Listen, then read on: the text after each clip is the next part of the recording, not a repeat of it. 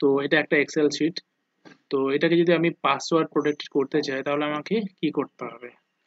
তাহলে আমাকে করতে হবে ফাইলে যেতে হবে, তারপরে এখানে ইনফো অপশনে যেতে হবে, এই যে প্রোটেক্ট ইওর ওয়ার্কবুক এটাতে গিয়ে এটাতে ক্লিক করব। এখানে অনেক অপশন আছে, আমি জাস্ট এনক্রিপ্ট উইথ পাসওয়ার্ড করব, তাহলে শিটটা যখন ওপেন করা হবে এক্সেল শিটটা তখন উইথাউট পাসওয়ার্ড ওপেন হবে না। অ্যান্ড তোমরা যদি মনে করো যে কারেন্ট শিট তোমরা এক্সেল স্প্রেডশিটের মধ্যে যে ওয়ার্কশিট সেটা তুমি করতে পারবে, কোনো চেঞ্জেস তুমি করতে দিতে চাও কি না চাও তার জন্য তুমি পাসওয়ার্ড প্রোটেক্ট করতে পারবে। তো আমি যেটা করছি সেটা হলো যে ওপেন করার জন্য যে পাসওয়ার্ড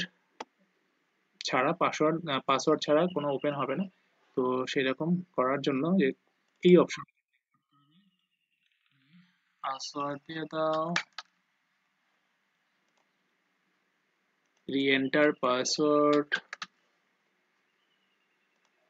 ওকে।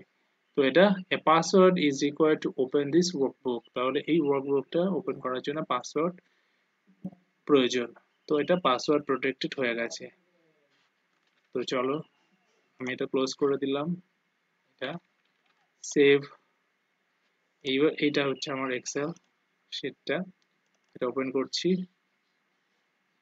তো এখানে পাসওয়ার্ড চাইছে, সো পাসওয়ার্ড ছাড়া এটা ওপেন হবে না, পাসওয়ার্ড দিলাম, ওপেন হবে।